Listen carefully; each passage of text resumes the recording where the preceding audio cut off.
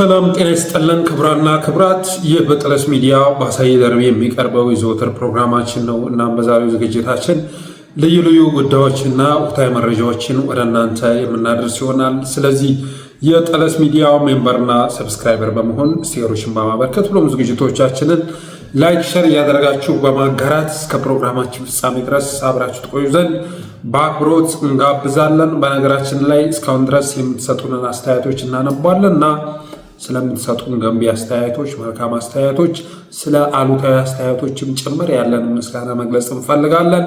በተረፈ ሌሎች ወገኖችም ዝግጅታችንን ማየት ከመጀመራቸው በፊት ጠለስ ሚዲያን ሰብስክራይብ አድርጎ በማለት በቀጥታ ወደ ዕለቱ ፕሮግራም እናልፋለን።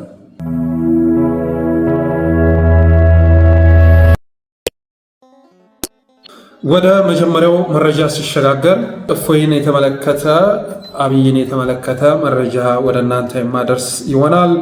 እንግዲህ በአንድ ወቅት በሰራው ፕሮግራም እፎይን ታውቁታላችሁ ብዬ አስባለሁ። ለምን አሁን ላይ ቲክቶኩም ዩቲዩብም የእሱን ቪዲዮዎች ቫይራል አድርጎ እያሰራጫቸው ስለሆነ የሚጠፋችሁ አይመስለኝም እና እሱን በተመለከተ የደረሰኝ አዲስ መረጃ አለ ወደ እናንተ የማደርስ ይሆናል። ይህንንም መረጃ እና ከዚህ በፊት በሰራሁት ፕሮግራም ላይ በኢትዮጵያ ውስጥ በሙስሊምና በኦርቶዶክስ ተዋህዶ ሃይማኖት ወይም ደግሞ የሃይማኖት ተከታዮች መካከል ምንም አይነት ቅራኔ አለመኖሩን፣ ሁለቱ ሃይማኖቶች የአንዱ ቅዳሴ ሌላኛውን ሳይረብሸው፣ የአንዱ አዛን ሌላኛውን ሳይረብሸው ለዓመታት ተከባብረው የኖሩ መሆናቸውን፣ ለሺህ ዓመታት ተከባብረው የኖሩ መሆናቸውን፣ የእፎይ አጀንዳ የኦርቶዶክስ አለመሆኑን፣ እፎይ አሁን ላይ እያራመደው ያለው አጀንዳ እያቀነቀነው ያለው አጀንዳ የኦርቶዶክስ አለመሆኑን በተደጋጋሚ በአንድ ሁለት ፕሮግራም ላይ ሰርቼ ነበር።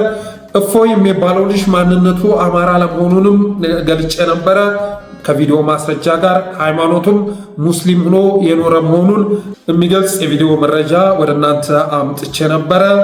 የኦርቶዶክስ ጠላት አብይና ብልጽግና እንጂ ሙስሊምና እስልምና አለመሆኑንም ገልጬ ነበር በወቅቱ። እፎይ የብልጽግና ኤጀንት መሆኑን ይህንንም ተናግሬ ነበር። ይህን ደግሞ ዝም ብሎ በዘፈቀደ ፍረጃ ሳይሆን ከታማኝ የመረጃ ምንጭ ያገኘሁትን ነው። አሁን አይታችሁ ከሆነ እፎይ ፖለቲካ የሚባል ነገር ሲናገር አትሰሙትም። አብይ አህመድን ሲወነጅል አገዛዙን ሲከስ ምናምን አታውም። ምክንያቱም የብልጽግና ኤጀንት ነው እና ይህም በተመለከተ መረጃ አድርሼ ነበረ እና እንግዲህ በጊዜው ጫጫታ ተፈጥሮ ነበር።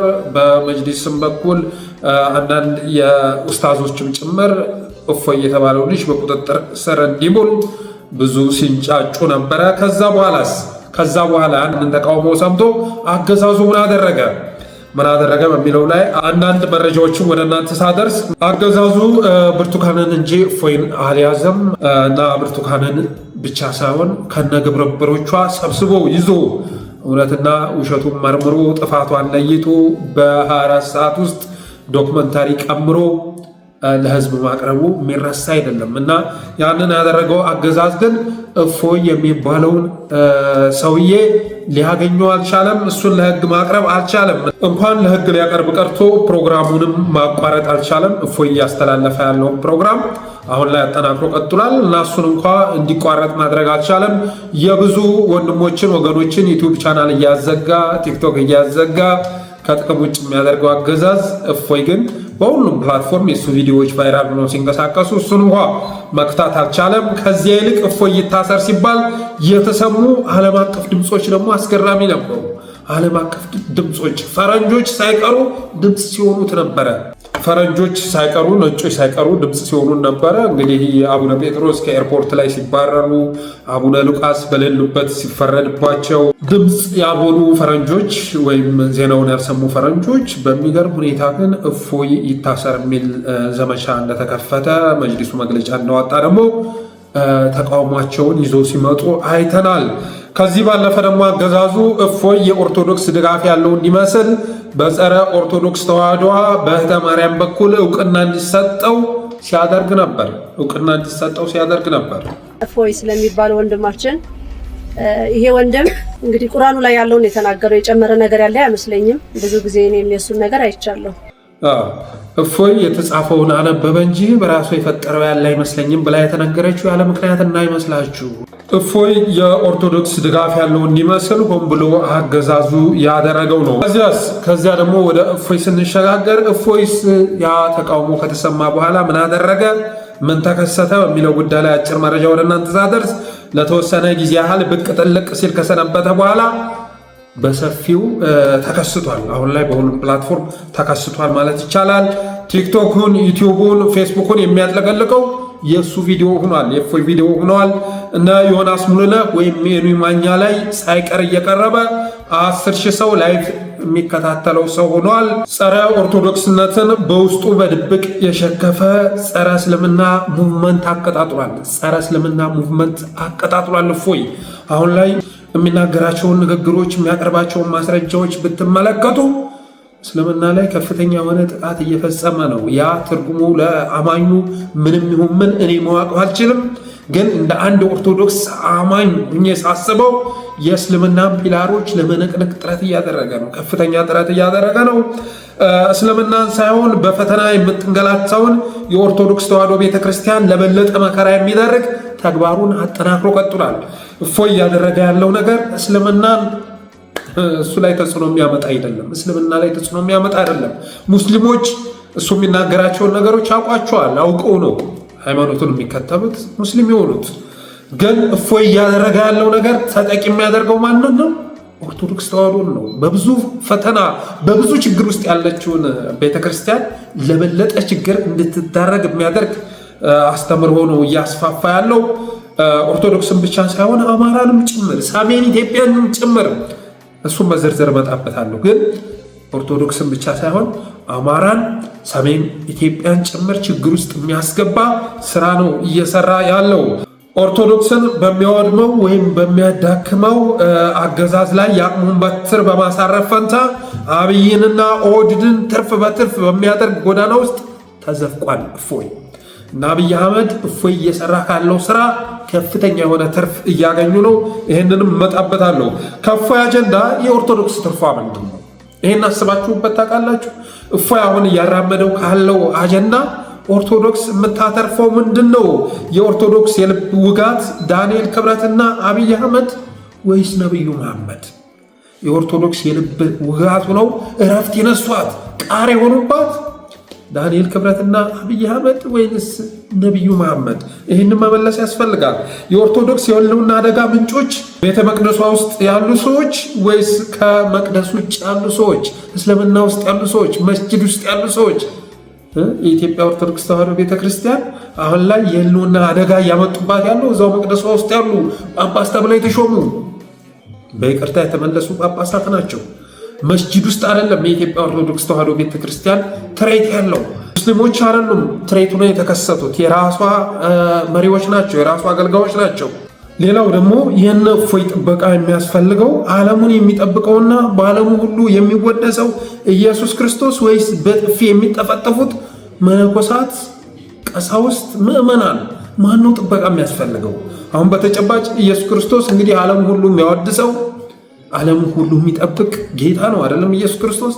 እና ሙግት የሚያስፈልገው ድምፅ መሆን የሚያስፈልገው ኢየሱስ ክርስቶስ ወይስ በአብይ አህመድ የጥበቃ ኃይሎች እየተጠፈጠፉ እየተረገጡ ያሉ በምታዩት መልኩ ቀሳውስት፣ መነኮሳት፣ ምዕመናን? የቱ ነው ድምፅ የሚፈልገው? የቱ ነው ጥበቃ የሚያስፈልገው? ሌላ በእነ እፎይ አጀንዳ የሚጎዳውና የሚጠቀመው ማን ነው? በእነ እፎይ አጀንዳ የሚጎዳውና የሚጠቀመው ማን ነው? የሚጠቅመውስ ኦርቶዶክስን ወይንስ አብይን? የሚጎዳው አማራን፣ ሰሜኑን፣ ኦርቶዶክስን ወይንስ እስልምናን? ማንን ነው እየጎዳ ያለው?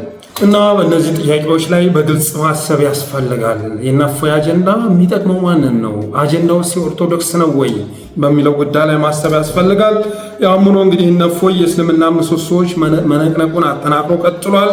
ቅዱስ ቁርአኑን፣ ነቢዩ መሐመድን፣ እስልምናን የሚያቃልሉና ከመጠን በላይ የሚሸክኩ ጉዳዮችን እያነሳ ማተረማመሱን ቀጥሏል።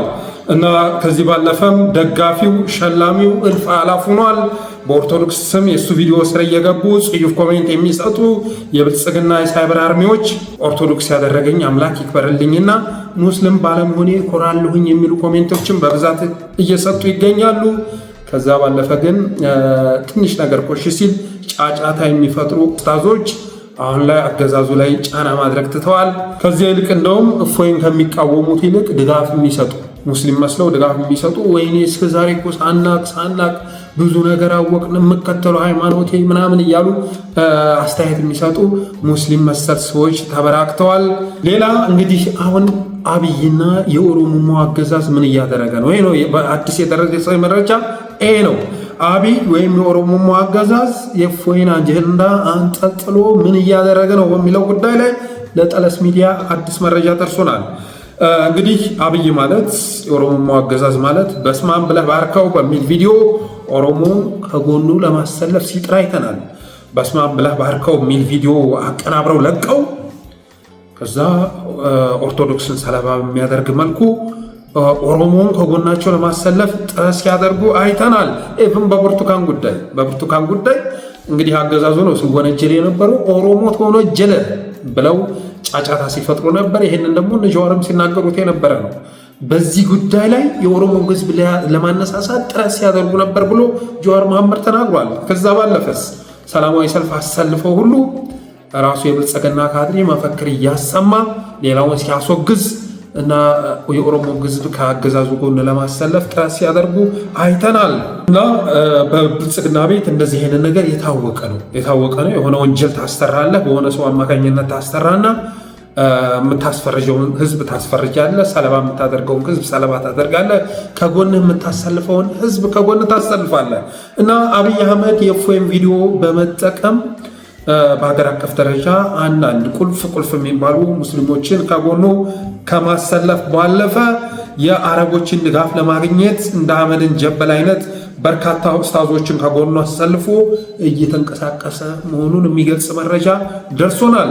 የአረብ ሀገራት ከጎኑ እንዲሰለፉ የእስልምናን ምሰሶዎች የሚነቀንቅ 10,000 ሰው ላይቭ የሚከታተለው ሆን ተብሎ ተመቻችቶ ነው በእነ ዮኒ ማኛ የቲክቶክ አካውንት በኩል እንዲቀርብ የተደረገው እና 10,000 ሰው ላይቭ ቁጭ ብሎ ነቢዩ መሐመድ ሲንቋሸሹ፣ እስልምና ሲንቋሸሹ፣ የእስልምና አስተምህሮቶች ጭቃ ሲለቀለቁና መጠነ ሰፊ ጥቃት ሲፈጸምባቸው ነበረ።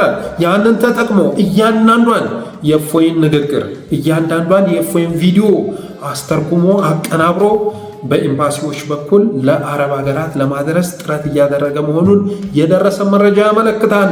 እኔ የምታገለው የምዋጋው እንደዚህ አይነት ኃይል ነው። የነ እፎይን ቃል ከፋኖ መስቀል ጋር በማገናኘት ፋኖ አንገቱ ጋር ከሚያንጠልጥለው መስቀል ጋር በማገናኘት እና ይሄኛው በቃል እስልምናን ይዋጋል፣ ያኛው ደግሞ ጠመንጃ አንጠልጥሎ እኛን ለማስወገድ እየመጣ ነው። እኔ የሐመር ልጅ ነኝ። ምንም እንኳን ሌላ ሃይማኖት መስዬ ብንቀሳቀስም የሐመር ልጅ ነኝ።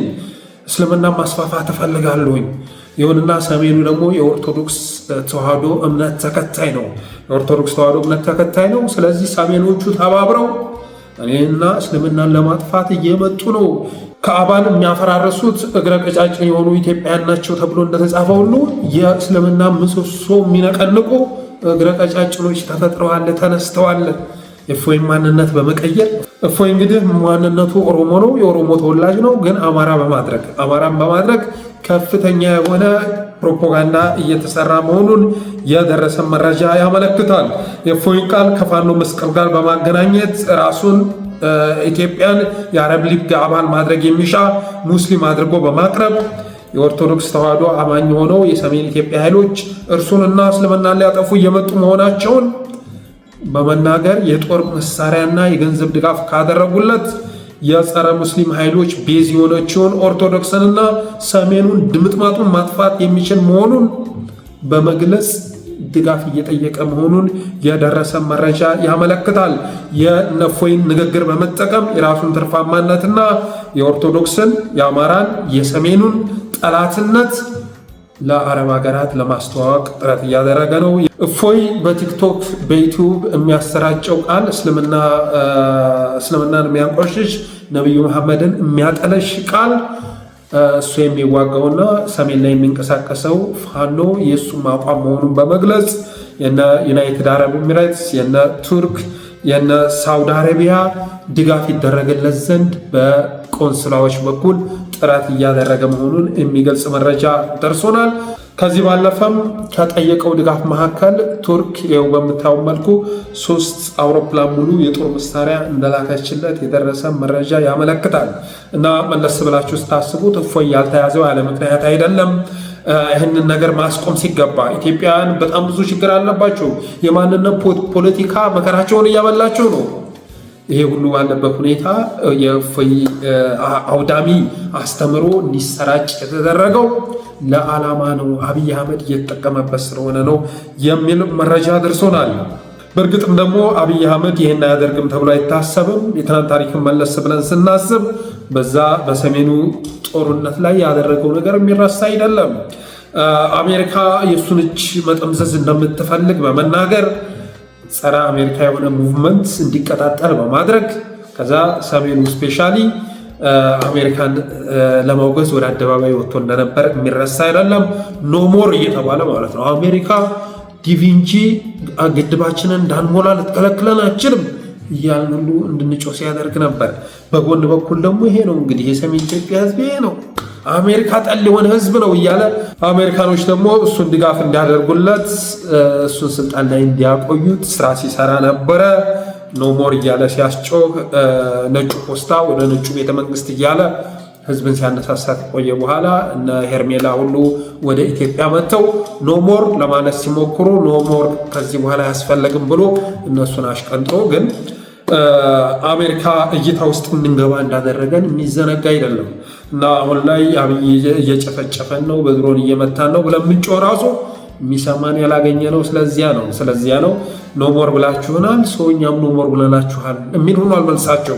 ከዚህ ባለፈም አንዳንድ ትልልቅ ሰዎች ሳይቀሩ የአሜሪካን ባንዲራ አሜሪካ ኤምባሲ ፊት ለፊት አቃጥላለሁ ሁሉ እስከ ማለት ደርሰው ነበሩ። ያ ሁሉ ነገሮች ግን የአብይ መጠቀሚያ ነው ያደረጉን። በተመሳሳይ መልኩ አሁንም ይሄን አያደርግም ተብሎ አይታሰብም። በተረፈ ግን የእፎይን ጉዳይ ለየት የሚያደርገው ምንድን ነው? እፎይን በፕሮስፐሪቲ ኤጀንትነት እንድንጠረጥረው የሚያደርገን ነገር ምንድነው በሚለው ጉዳይ ላይ አጭር እይታዬን ወደ እናንተ ሳቀርብ፣ አንደኛ እሱን የሚያወድሱ ንግግሮቹን የሚያሰራጩ እና ስሙን የሚያንቆለባብሱ በስሙ በርካታ ፌክ አካውንቶች የከፈቱ 24/7 ለሱ የሚሟገቱ ፌክ አካውንቶችና ተከታዮች ሶሻል ሚዲያውን አጥለቅልቀውታል ማለት ይቻላል። ለሱ የሚሟገቱ ፌክ አካውንት ራሱ ቲክቶክ ላይ ገብታችሁ እፎይ ብላችሁ ሰርች ብታደርጉ ተመሳሳይ ፕሮፋይል ፒክቸር ያላቸው ነፍ አካውንቶች ብዙ ተከታይ ያላቸው ሲመጡ ታያላችሁ። እሱም ብቻ አይደለም ተከታይም እንደ ጉድ ተበራክቷል ማለት ይቻላል። የእፎይ ቪዲዮ የሚለጠፍበት ስር ገብታችሁ ብታነቡ 4000 5000 ኮሜንት ታገኛላችሁ። ያን ኮሜንት የሚሰጠው የፕሮስፐሪቲ የዲጂታል አርሚ ነው። ኮሜንቶቹ ደግሞ ምንድነው የሚሉት? ኦርቶዶክስ በመሆኔ እኮራለሁኝ፣ ሙስሊም ያላደረገኝ አምላክ ይክበርልኝ የሚሉ ኮሜንቶች ናቸው። ሆን ተብሎ ታስቦ ሙስሊሙን የሚያስቆጡና ከፍተኛ የሆነ ሙቭመንት የሚቀሰቅሱ ኮሜንቶች እንዲሰጡ እየተደረገ ነው ያለው። ቁርአንና ሐዲስን የተማሩና ባልታወቀ ተአምር ራሳቸውን የሰወሩ ደቀ መዝሙሮች መኖራቸው የእፎይን ጉዳይ ለየት ያደርገዋል። ቁርአኑን በደንብ ያነበቡ ሐዲሱንም የተማሩ እና ባልታወቀ ተአምር ደግሞ ራሳቸውን የሰወሩ፣ አንዱንም የፌዴራል ፖሊስ ተቆጣጠርኩ ማለት አልቻለም። አንዱንም ማለት ነው። እንግዲህ እፎይ ብቻውን አይደለም፣ በጣም ብዙ ከጀርባው ደቀ መዝሙሮች እንዳሉት ታውቋል። እና እነዚህ ደቀ መዝሙሮች ሆኑም መሪያቸው ራሳቸውን መሰውረው መቆየታቸው ራሱ በጣም አስገራሚ ነው። ሌላ ለየት የሚያደርገው ምንድነው? እፎይ ይታሰር ሲባል የተሰሙ ድምፆች ናቸው እና ፈረንጆች ነጮች የተካተቱባቸው ነበሩ። እና አቡነ ጴጥሮስ ሲባረሩ እና አቡነ ሉቃስ በሌለበት ሲፈረድባቸው ኦርቶዶክስ ትናንት ስትታመስ ድምፅ መሆን ያልቻሉ ሁሉ ከውጭ ሀገር ሳይቀር ድምፁ ነው ሲከሰቱ አይተናል። እፎይ ያነበበ እንጂ በራሱ አውጥቶ ተናገረ እንዴ? ምን አጠፋ? የተጻፈውን እኮ ነው ያነበበው። የሚል ተቃውሞ ይዘው የመጡ ነጮች ፈረንጆች መታየታቸው ይሄ ራሱ ለየት ያደርገዋል። ሌላ ለዘብተኛ አገዛዝና ቸለተኛ ፌዴራል ፖሊስ ይህ አውዳሚ የሆነ ትልቅ የሆነ ሃይማኖት ጠብ ሊቀሰቅስ የሚችል ነገር ለምን እፎይ እየተንቀሳቀሰ ያለው አሁን ላይ ኦርቶዶክስ ተዋህዶ መስሎ ነው እየተንቀሳቀሰ ያለው። እኔ ኦርቶዶክስ ነው ብዬ አላስብም። ለምን እያራገበው ያለ አጀንዳ ኦርቶዶክስን የሚጠቅም ስላልሆነ አሁን የኦርቶዶክስ ትሬት ሙስሊሞች በሚሰብኩት ስብከት ማለው ወደ እስልምና ራሳቸውን የሚቀይሩ ክርስቲያኖች አይደሉም፣ ኦርቶዶክሶች አይደሉም። ትሬቷ እንደዛ አይደለም። አገዛዙ ነው ራያ እግዚአብሔርን የሚያወድም በልባችን ያለውን ግብረ ገብነት የሚያወድም እግዚአብሔር አለው ብለን እንድጠይቅ የሚያስገድድ አገዛዝ ስልጣን ላይ መምጣቱ ነው የኦርቶዶክስ ትሬቷ። እና ይሁንና አገዛዙ ግን ይሄ ሁሉ ነገር ሲከናወር ለዘብተኛ ሆኖ ታይቷል። ፌዴራል ፖሊሶችም ቸልተኛ ናቸው። ኢቭን በዚህ ጉዳይ ላይ ራሱ መግለጫ መስጠት አልፈለጉም። እና ይህም ሁሉ ስንመለከት ከእፎይ ጀርባ ብልጽግና አለ ለማለት የሚያስገድድ ሁኔታ ነው ያለው። በነገራችን ላይ በተመሳሳይ መልኩ ደግሞ በእስልምና ዘርፍ ያደራጃቸው ሰዎች መኖራቸውንም የደረሰ መረጃ ያመለክታል። በእስልምና የተደራጁት ደግሞ አይታችኋል አይደለ? ትናንትና ኦርቶዶክስ ነበር፣ ዛሬ ሙስሊም ሆነናል እያሉ የሚናገሩ የክርስትና ስማችሁ ማን ነበረ ተብለው ሲጠየቁ ግማሿ ሰናይት ብላ ስትመልስ ትሰማላችሁ። አንዱ ወለተ ገብርኤል ብሎ ሲናገር ትሰማላችሁ። ጋሩ አንድ የክርስትና ስምሽ ማን ነበረ ንገሪ። የክርስትና ስምሽ መቅደስ። በጣም ሰማችሁ? መቅደስ ያዝልኝ። አሁን ገና ኦርቶዶክስ ነገር ነበር። ኦርቶዶክስ ነገር ነበር። የክርስትና ስም ማን ነው ያንተ? ወለተ ስላሴ። ወለተ ስላሴ። ክርስትና ስም ማን ነበር? ኧረ ተውኝ። ክርስትና ስሜ አቤል እያልኩ ነው። ሚስ አንደርስታንድ አድርጎ ሊሆን ይችላል። ባይዘ ይቅርታ ወይ ነው ልክ ነው። ሚስ አንደርስታንድ አማኑኤል አሁን አባስከው፣ አሁን አበላሽው ጭራሽ። እንደገና ሞክር ይነሳል። እና ይሄ ሁሉ ድራማ እየሰራብን ያለው አገዛዙ ነው። ይህንን ቪዲዮ ይዘው መጥተው ማነው ይሄ አኪላ ሰምቲንግ የምትለው ልጅ ሲያቀርበው ነበር። እና እመኑኝ በአሁኑ ሰዓት ላይ የሃይማኖትን ካርታ ይሳቡት በእስልምናም በኦርቶዶክስም አንዱ እምነት ላይ ሲዘምቱ የምታዋቸው ሰዎች በሙሉ ብልጽግና ያቧደናቸው ናቸው። በዚህ ደግሞ አብይ አህመድ ተጠቃሚ እየሆነ ነው። ትናንትና ቅዱስ ቁርአኑ ላይ ካዕባን የሚያፈርሱ እግረ ቀጫጭኖች ከኢትዮጵያ ይመጣሉ ተብለው እንደተጻፈ ሁሉ ይኸው የእስልምናን አስተምህሮ ምሰሶ የሚንዱ ኃይሎች ተደራጅተው መጥተዋል። 10,000 ሰው ላይፍ ቁጭ ብሎ የሚከታተላቸው እነ ነቢዩ መሐመድን የሚያንቋሽሹ ቁርአኑን የሚያጠለሹ ኃይሎች ተፈጥረዋል። እና እኔ እየተዋጋ ያለሁት ደግሞ እነዚህ ካለ ኃይል ጋር ስለሆነ ባካችሁ ድጋፋችሁን አድርጉልኝ እያለ ከቱርክ ከዩናይትድ አረብ ኤምሬትስ ከሳውዲ አረቢያ ድጋፍ የሚያገኝበትን ድሮን የሚቀበልበትን ጥይት የሚያገኝበትን ዶላር የሚያገኝበትን እድል እየፈጠረ ይገኛል። ደግሞ እንግዲህ ሙስሊሞች በሃይማኖታቸው ያላቸው ነገር የሚታወቅ ነው። በሃይማኖታቸው ከመጣ ለሃይማኖታቸው ትሬት መስሎ ከታያቸው ማያደርጉት ድጋፍ የለም። ማያደርጉት ድጋፍ አብይ አህመድ እኮ በጣም ትንንሽ የሆኑ ኤሌመንታሪ የሆኑ ነገሮችን እየሰራ የኦሮሞ ሕዝብ ከጎኑ ለማሰለፍ ሲጥር የነበረ ሰው እኮ ነው። ስለዚህ ይሄን አያደርግም ብላችሁ አታስቡ። የነፎ ያስተምሮ ተጠናክሮ ቀጥሏል። አሁንም ቢሆን ዮኒ ማኛም በቀጣይ ተከታታይ ፕሮግራም እንደሚኖር እየገለጹ ይገኛሉ። እዛ ስር የተደራጀ መንጋ እስልምናን እያንቋሸሸ ነው። ኦርቶዶክስ መስሎ የሚንቀሳቀስ መንጋ ኦርቶዶክስ በመሆኔ እኮራለሁ፣ ሙስሊም ባለመሆኔ ደስ እሰኛለሁ የሚል ኮሜንት እየሰጡ ይገኛሉ። ይሄ ሁሉ ግን መዘዙ ኋላ ላይ ለኦርቶዶክስ ነው። መዘዙ ለሰሜን ኢትዮጵያ ህዝብ ነው፣ ለአማራው ነው መዘዙ። ነገ ኦርቶዶክስ ተብሎ የሚመዘዝ ሰይፍ የሚያርፈው አማራ አንገት ላይ ነው፣ ወገኔ ላይ ነው የሚያርፈው። እኔም ይሄን አጀንዳ ይዤ የመጣሁት ስለዚያ ነው። እፎይ ችግር የለበትም፣ ኦሮሞ ነው። ምናልባት ዛሬ ኦርቶዶክስ ላይሆን ይችላል። ትናንት እስልምና መስሎ ብዙ ነገር ሲያጠና ከርሞ ዛሬ እስልምና ላይ ሲዘምት እያየ ነው። በተመሳሳይ መልኩ ደግሞ እኛ ባንገነዘበው ኦርቶዶክስ ላይ በርካታ ኃይሎች እንዲዘምቱብን እያደረገ ነው። እስካሁንም ያለውን የድሮን ጥቃት መቋቋም አቅቶናል። ተጨማሪ እሳት ኦርቶዶክስ ላይ፣ አማራው ላይ፣ ሰሜኑ ላይ እንዲዘንብ በሚያደርግ አስተምህሮ እያስፋፋ ነው እና ይህንን መገንዘብ ያስፈልጋል። መፍትሄው ምንድን ነው?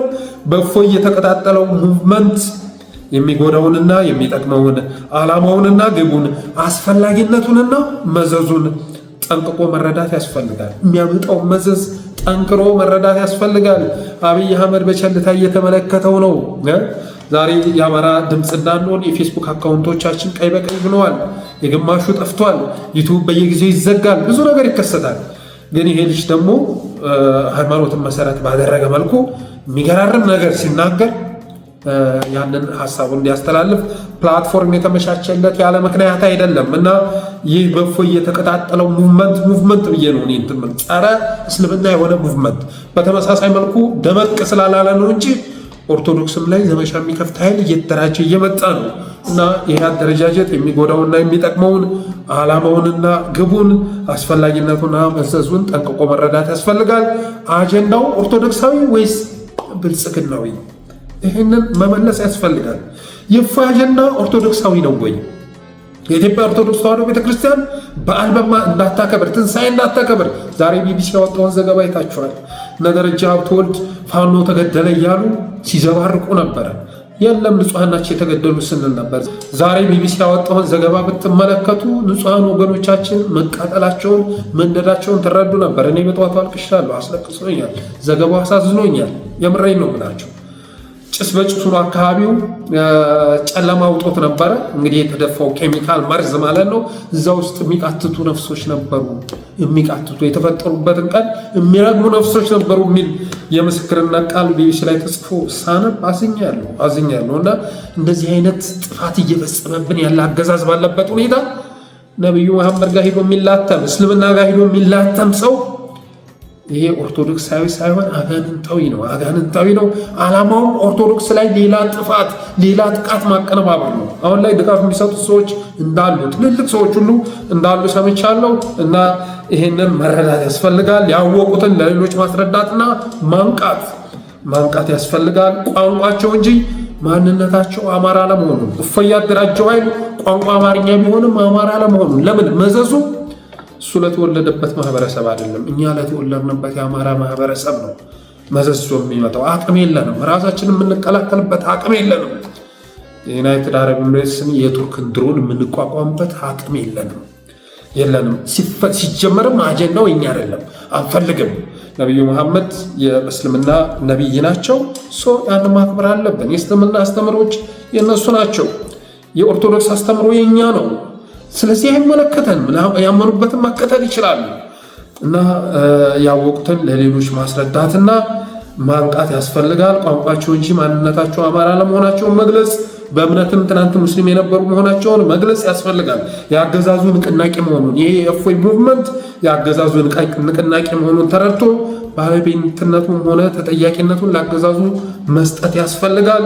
በዚህ አጀንዳ ብልጽግና እየሸመተ ያለውንና ሊሸምተ ያሰበውን ሀገራዊና አረባዊ ድጋፍ በምንችለው አቅም ማክሸፍ አለብን። እንደምታዩት ቱርክ ሀገር ሂዶ ሰርቶ በዚህ ላይ ኡስታዞቹ እና አህመድ ጀበል ትልልቅ የሙስሊሙ ዓለም ዑላማዎች መምህራኖቹ ሁሉ እየተጠቀሙ ነው። ትናንትና ዶናልድ ትራምፕን ኮሚኒኬት ለማድረግ የአሜሪካውን ፓስተር ወደ መስቀል አደባባይ ወደ አዲስ አበባ አምጥቶ የጸሎት ፕሮግራም ምናምን እያለ ሲል እንደነበረው ሁሉ ከዛ ለሱ ተልኮ አሸክሞ ደግሞ ትራምፕን የማሳመን ስራ እንዲሰራለት እንዳደረገ ሁሉ አሁንም የእስልምና የአረብ ዑለማዎችን በመጠቀም ለእነሱ በመክፈል እንደገና በኢትዮጵያ የተንቀሳቀሰውን ጸረ እስልምና ጸረ ነቢዩ መሐመድ ሙቭመንት ለአረቡ ዓለም በማሳወቅ ጥቅም ለማግበስበስ እየተጠቀመበት መሆኑን ተረድቶ ለሌሎች ማስረዳት ይገባል እላለሁኝ። በተረፈ እንደ ቀላል ነገር አትዩት። የአጀንዳ በፍጹም ለኦርቶዶክስ የሚያመጣው ጥቅም የለም። ለሰሜን ኢትዮጵያ ሕዝብ ለኦርቶዶክስ መዘዝ ይዞ የሚመጣ አጀንዳ ነውና ልንቃወመው ይገባል እላለሁኝ።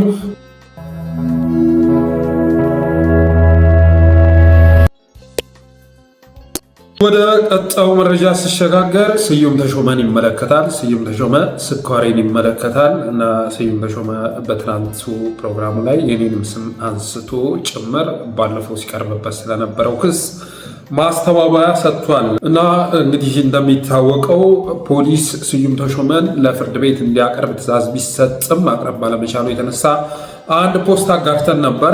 መንግስት 200 ሺህ ብር የሚከፍለውን ስዩም ተሾመን በወር ማለት ነው አድራሻ አላውቅም አለ መንግስት በወር 200 ሺህ ብር የሚከፍለውና የመከላከያ ክብረ አባል ያደረገውን ስዩም ተሾመን አድራሻ አላውቅም ሲል ዛሬ ለከፍተኛ ፍርድ ቤት ገለጸ በማለት ዘግበን ነበር።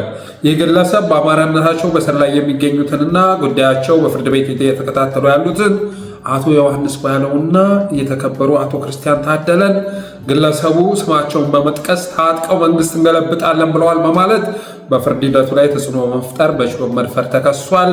በዚህም መሰረት የፌዴራል ከፍተኛ ፍርድ ቤት ስዩም ተሾመን መጋቢት 30 ቀን 2017 ዓ.ም እንዲያቀርብ ትዕዛዝ ሊሰጥም ሳያገኝ ቀርቷል።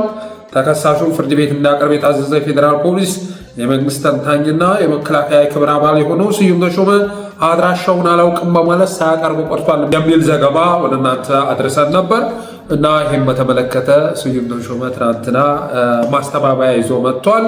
ማስተባበያው ግን በሚገርም ሁኔታ ስዩም ተሾመ ከፌዴራል ፖሊስም ከዳኛም ከህግም ከመንግስትም በላይ መሆኑን የሚገልጽ ነበረ።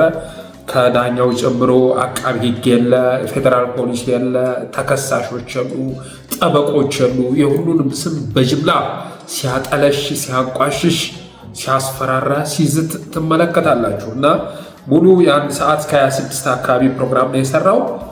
አንድ እውነት የሌለበት ሙሉ በሙሉ በውሸት የተሞላ በማስፈራሪያ የተሞላ በተንኮል የተሞላ በጥጋበኝነት በተረኝነት ስሜት የተሞላ ማስተባበያ ይዞ መጥቷል። በዛም ፕሮግራሙ ላይ የኔንም ስም ጠርቶ ጭምር ሲናገር ነበረ። እስኪ መጀመሪያ ወደ አስተያየቴ ከመሸጋገሬ በፊት ስዩም ተሾመ ምን ሲል ነበር በሚለው ጉዳይ ላይ አጠር ያለ ቪዲዮ ቀንጨብ አድርጌ ላሰማችሁ።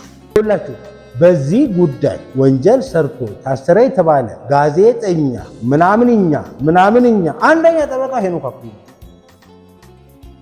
እኔስ ጠበቃ ቀጠርኩት ማቀጠረልኝ ያው ራሱ ሲብጀን የቀጠረልኝ $3000 ያኔ ሲመጣልኝ ከ3000 ላይ ውላ ለለካ የመተዛው እስር ቤት ያለ ፈርማል።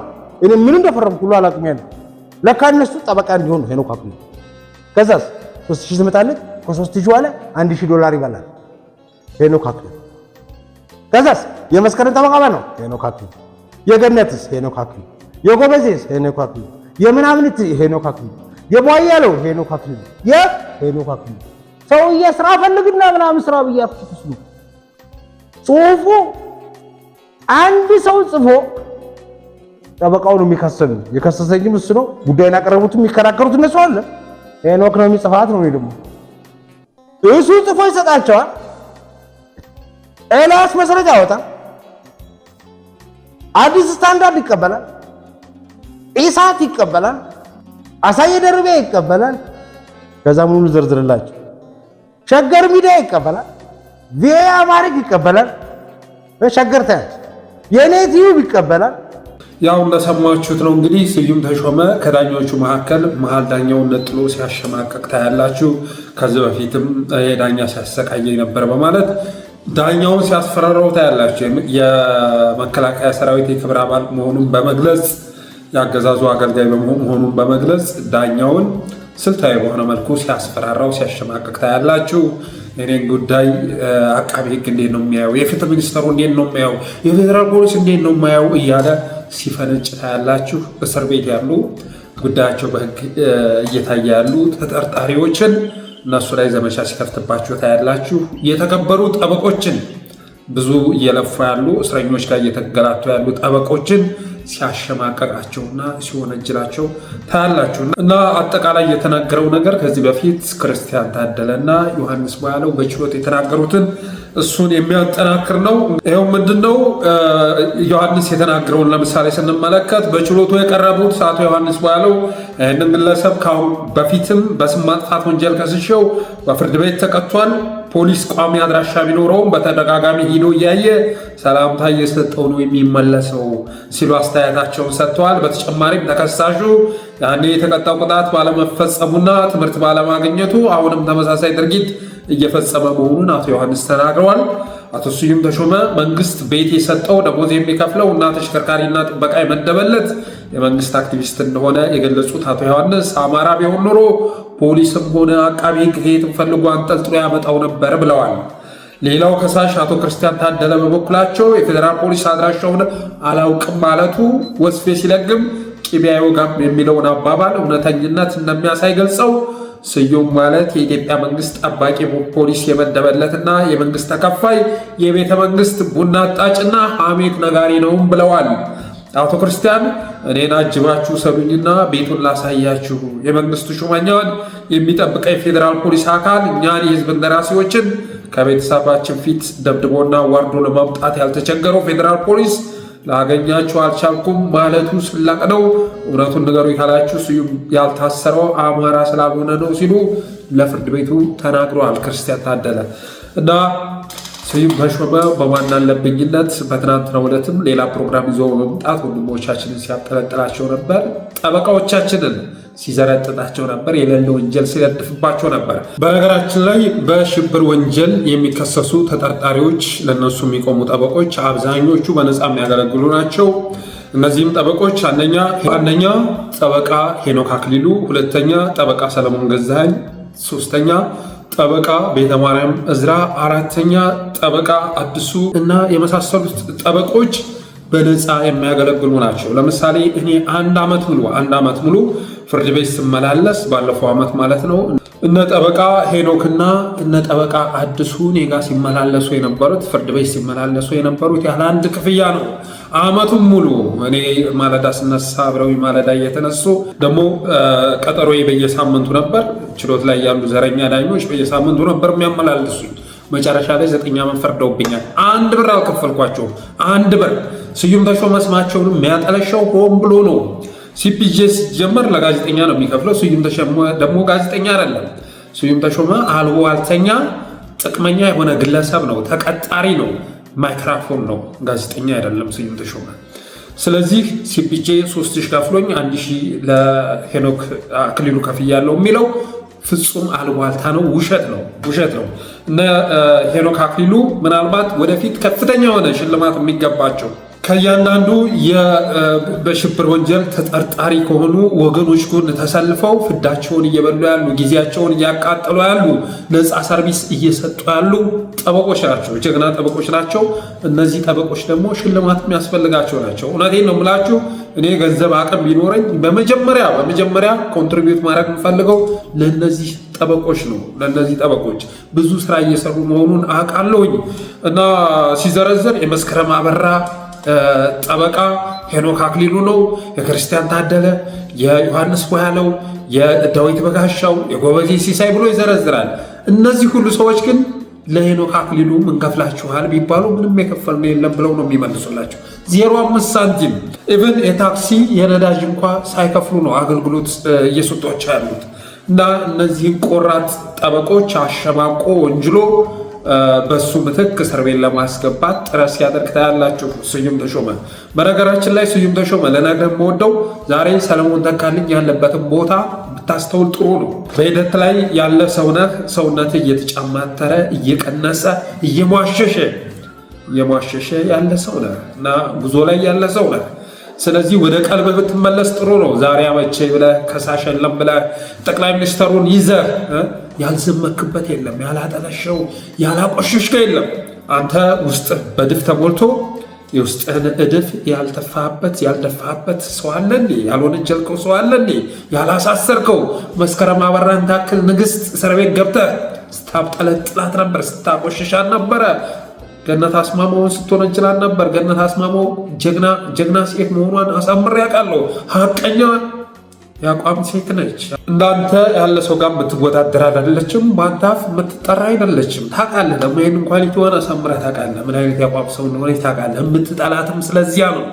እነ ዮሐንስ ቦያለው እነ ክርስቲያን ታደለ የምዘምትባቸው ለህዝባቸው ስለታገሉ ነው። ልክ እንደ አገኘሁ ተሻገርና ተመስገን ጥሩነህ ለአብይ አህመድ አፍራሽ አጎንባሽ ስላልሆኑ ነው፣ ስላልሰገዱ ነው። ይህን ሁሉ ዘመቻ እየከፈትክባቸው ያለው እያንዳንዷ ቪዲዮህን እየመዘገብን አስቀምጠናታል። ጊዜ ይመጣል። ትናንት እኮ ተሳዳጅ ነበር ካርለ ይኸው ጊዜ ደጉ አንተን አሁን ከላይ አስቀምጦ መኪና መድቦ ጋርድ መድቦ የሚያስቀምጥ አገዛዝ መጥቶ ይኸው አንተ ሌሎች ላይ እየዘመትክ ነው። እና የሆነ ሰዓት ላይ ደግሞ ሰለባ ያደረካቸው ሰዎች አንተ ላይ መምጣታቸው አይቀርም። ያደረክባቸውን ሊያደርጉ መምጣታቸው አይቀርም። ዛሬ ጊዜ አበቼ ብለህ የወነጀልካቸው፣ ተከሳሽ ያደረክባቸው፣ ፍርድ ያስተላለፍክባቸው፣ የጎዳቸው ንጹሃን ሁሉ ነገ ሂሳባቸውን ሊያወራርዱ ይመጣሉ። ይህንን እንዳትረሳው። በተረፈ ባለፈው በአጋጣሚ ይህንን መልእክት ሳስተላልፍ ስምህን አነሳው እንጂ ለጠለስ ሚዲያ የሚመጥን ስም ያለ ሰው አይደለም። አንተ ለትችት የምትበቃ ሰው አይደለም። ለምሳሌ በሳምንት 7 ፕሮግራም አለ። 7 ፕሮግራም ሁሉ ንጹህ የሆኑ ሰዎችን ማጠልሸት፣ መወንጀል። እኔ እንደውም አንድ ነገር ልንገርህ፣ አንተ በክፉ የምታነሳቸው ሰዎች፣ አንተ ይሄንን ወንጀል ሲፈጽሙ ተያዙ የምትላቸው ሰዎች ንጹሃን እንደሆኑ ይገባኛል። ወንጀል እየሰራህባቸው እንደሆነ አንደርስታንድ አደርጋለሁ። አንተ ናትናኤል መኮንን የምታስተራጩት ነገር የምትለቀልቁት በወንጀል የምትበክሉት ሰው ንጹህ መሆኑን እረዳለሁ። ስለዚህ 24/7 የአብይ አህመድ ስጋት ብለህ የምታስባቸውን ሰዎች በሙሉ የፈጠራ ወንጀል እየፈጠርክ ላያቸው ላይ የምትለድፍ የምታሸማቀቅ የምትፈርጅ ሰው መሆንህን ስለምረዳ ለአንተ መልስ መስጠት ተገቢ አይደለም። ጊዜ ሲመጣ አንድ ጊዜ ግን የሚወራረድ ሂሳብ ይኖራል። የሰራኸው ወንጀል እንደዚህ በአንድ ፋይል ተከሶ የሚያልቅ አይደለም። የፈጸምከው ወንጀል በወንድሞቻችን በጀግኖቻችን ላይ የሰራኸው ወንጀል እንዲህ በአንድ መዝገብ የሚታይ አይደለም። ትናንትና እነ ዮሐንስ ቧያለው ላይ ሰምቻለሁ። የሞት ፍርድ ሁሉ ስትፈርድባቸው ነበር። ዳኞችን ተክተህና ትናንት የሰራው ፕሮግራምን መለስ ብለህ ብታየው ያ ራሱ አንተ ላይ የሞት ፍርድ ለማስፈረድ ያስችላል። የሞት ፍርድ ባያስፈርድ እንኳ አንተን ተቀጪ ማድረግ ይችላል። ጉዳያቸው በሕግ እየታየ ያሉት ሰዎችን የሞት ፍርድ ላያቸው ላይ እያስተላለፍ እየፈረግ ዳኛን እያሸማቀቅ ሕግ ቢኖር ኑሮ በቸልታ ልትታይ አትችልም ነበር። ይሁንና ዛሬ አንተ ጊዜ ገጠመኝ ብለህ ወንጀለኛውን ጠቅላይ ሚኒስትር ከለላ አድርገህ ብዙ ወንጀል እየፈጸምክ ነው እና ለጊዜው አንተ ተጠያቂ ልትሆን ቀርቶ ስማቸውን በሚዲያ ያነሳቸው ዳኞች፣ አቃቤ ሕጎች፣ ፖሊሶች ሁሉ ሊታሰሩ ይችላሉ። ያ እንደሚሆን ጥርጥር የለውም። እነ ክርስቲያን ታደለ እና ዮሐንስ ቧያለው ላይ ያስተላለፍከው ፍርድም ተፈጻሚ ሊሆን ይችላል። ይሁንና ጊዜ ይገለባበጣል። የፍትህ ቀን ይመጣል። ያለ ጥፋታቸው የከሰስካቸው የወነጀልካቸው የፈረድክባቸው የአማራ ጀግኖች ነገ ደግሞ ጊዜ ጠብቀው እነሱም ያደረግባቸውን ሊያወራርዱ መምጣታቸው አይቀርም አለውኝ። በተረፈ አብራችሁ ስለቆያችሁ አመሰግናለሁ። የጠለስ ሚዲያ ሜምበርና ሰብስክራይበር በመሆን ስቲከሮችን በማበርከት ብሎም ዝግጅቶቻችንን ላይክ፣ ሸር እያደረጋችሁ ሌሎች በማጋራት ሚዲያችንን አበረታቱ በማለት የዛሬውን ፕሮግራሜን ቋጫለሁ። አመሰግናለሁ።